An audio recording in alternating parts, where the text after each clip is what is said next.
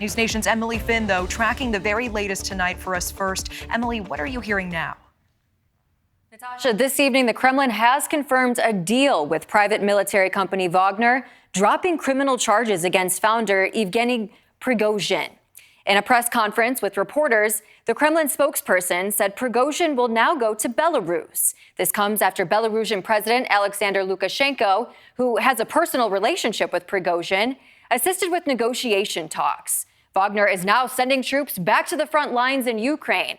Now, Moscow is promising those who did not take part will not be prosecuted by law, but it's unclear what will happen to the troops who did participate. The private military company's army will now sign contracts with the Russian military, despite this fierce opposition from the group's leader leading up to the rebellion.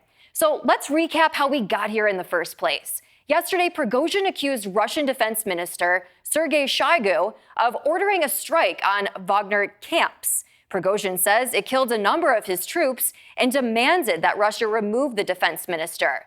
While the defense ministry denied the accusation that it struck the Wagner group on purpose, it didn't stop Prigozhin from pulling his troops out of Ukraine, marching his army directly to Moscow, saying, quote, "The evil that the military leadership of the country bears must be stopped. They neglect the lives of soldiers, they forgot the word justice, and we will return it.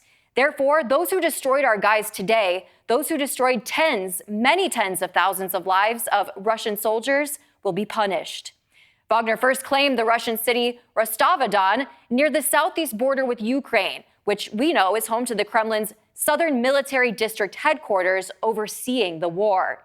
The Wagner forces then moved north with reports of heavy fighting on their path, including a Russian helicopter being shot down in Voronezh. The Russian president vowing to crack down on Wagner, with Putin saying, quote, "Those who organized and prepared the military rebellion, who raised arms against their comrades in arms, have betrayed Russia and will be held accountable for this." Ukrainian President Vladimir Zelensky weighing in on the tension today as well, saying the bosses of Russia do not control anything, adding the situation is complete chaos. In a video statement today, he said, quote, "The man from the Kremlin," referring to Putin, "is obviously very afraid and probably hiding somewhere, not showing himself. I'm sure that he is no longer in Moscow."